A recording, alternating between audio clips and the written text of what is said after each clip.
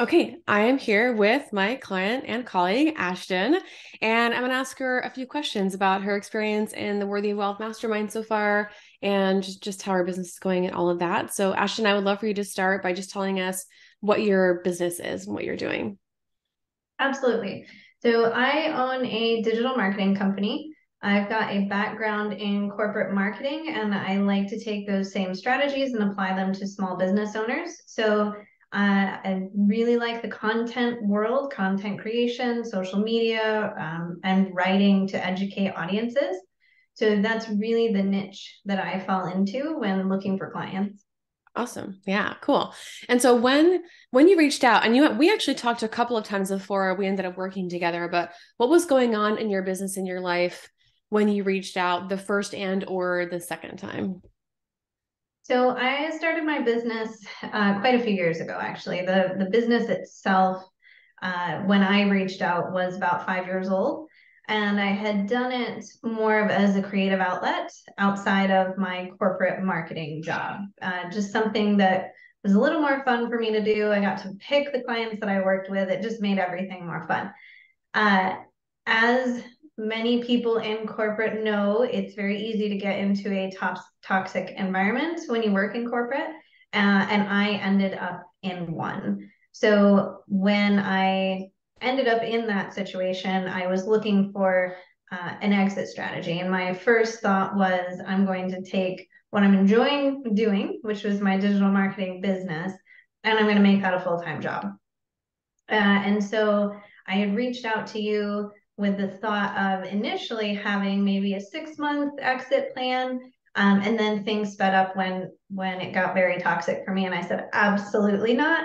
And I think we had been working together for maybe 2 weeks when I'm like, that's it. I can't do it. I'm quitting today. And I put in my 2 weeks notice. Yeah. And how long did it take you to replace that income from the full-time job?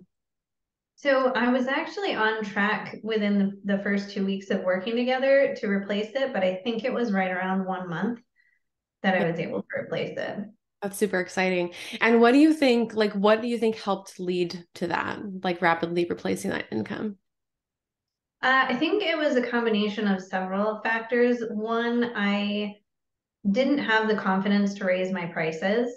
And so that keeps you at a certain level. There are only so many hours in the day. And so if you're not charging appropriately and you don't have the margin there, you're stuck. You hit a ceiling and you can't break through that. So that was certainly one. And then the other one for me was I had a lot of anxiety about money, especially quitting like the security of corporate. I was very nervous about that. Calming those feelings down and knowing how to deal with that, I think made me much more optimistic. I performed better on discovery calls. I was more confident with outreach. It just bled through everything. I love that. That's so cool. Yeah, I remember one of the first things we talked about is pricing. And like that's one in the mastermind, we work a lot on like optimizing your offer. So if you want to scale and your pricing is hourly, but your hourly rate isn't high enough to hire people under you, then you either need to increase your pricing or change your business model entirely. Exactly. Yeah. Exactly. That's exactly where I was at. And I'm curious, like when we first, I can remember we had like a strategy call and then you weren't quite ready to make a decision. And we had a second one after the first Anxious to Abundant masterclass I had. Did you have any concerns about jumping into the mastermind or was there anything that made you hesitant at first? Well, honestly, with those feelings that I had about money, it was really the financial investment. I have no problem investing in something that, I know works, but with all of the other things happening at the same time, it's like, oh, this is really scary to commit to, even though I know it, and honestly, it worked out. And I got results from it really, really fast, but it's that initial I don't know, and considering quitting the corporate stability. Yeah. All Yeah. It's really scary to quit jobs. And so I know some of the results we've gotten so far are like feeling more stable, like you quit the job, you replace the income. What other results, tangible and intangible, have you gotten in the mastermind so far? One really, really massive one is I have had an office in the house for years, even prior to COVID and all the shift that happened there. But even being working out of the house, when my kids got off the bus at the end of the day, I was still working, and I was still working for many hours after they got off the bus.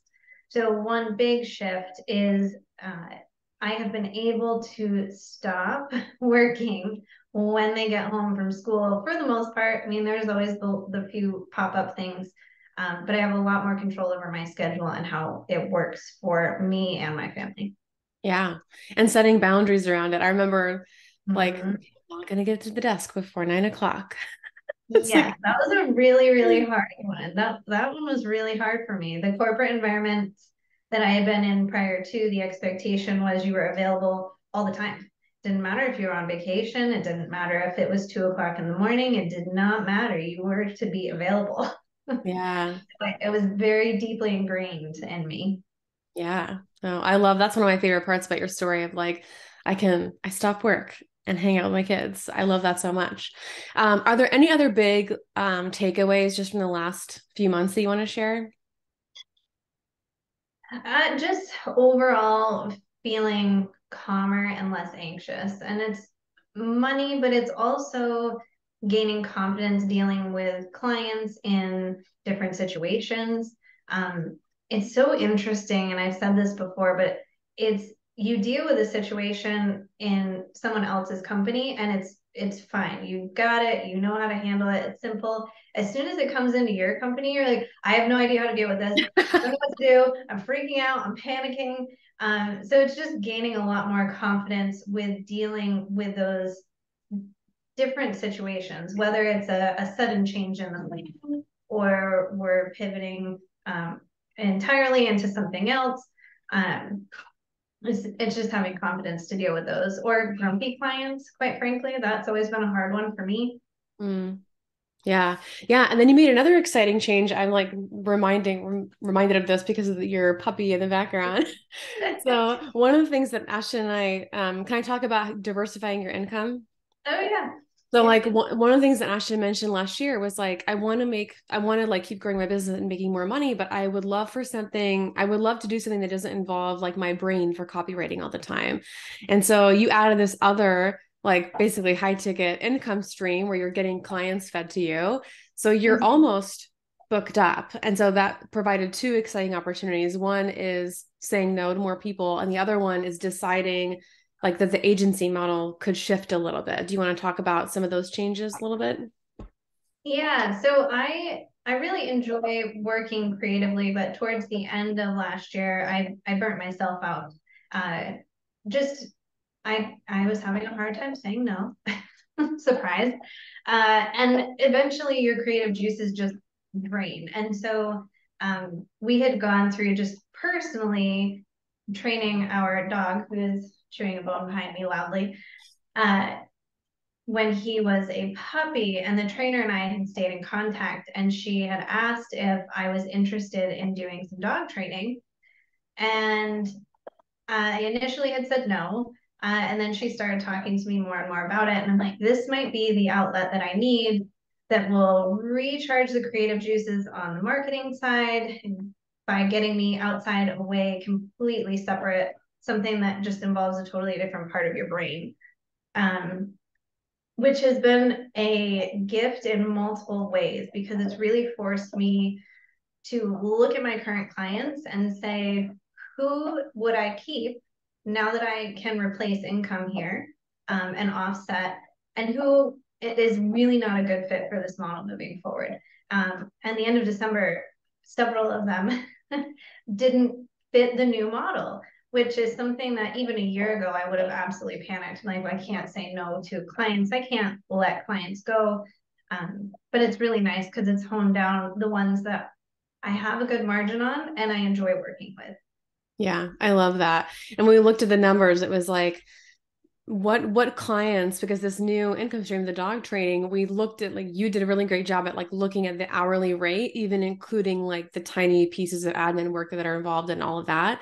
And Mhm. knowing that that was in a really competitive hourly rate compared to a lot of your clients, you were able to make that decision. And I just feel like um, I want people watching to know there's like so many ways to add more money to your income stream besides just like getting more clients or writing more blog posts or something that has been a really fun solution. Yeah, I really liked it. I don't think writing more was in my ability in December. Yeah. Cool. Do you have any other advice that you want to share for people who are like stuck at a certain point in their income level and they're trying to grow? I really would have to say I underestimated the strength of mindset work Mm, as a business owner. I would have told you that it's helpful, sure, but would I have allocated daily time to it? No. And just going through the mastermind and making sure I allocate the time for that, whether it's breath work, setting goals, it's a daily practice now. And I really think that my anxiety level has just gone so far down, which I really feel like opens me up to a lot of other things. That's been my biggest shift. yeah, I feel that. I love that so much. Cool. And where can people connect with you and follow you? So I'm on Instagram on Black Horse Marketing, and I've also got, well, I'm on every social channel, but LinkedIn, Facebook, Instagram, and the website is blackhorsemarketingservices.com.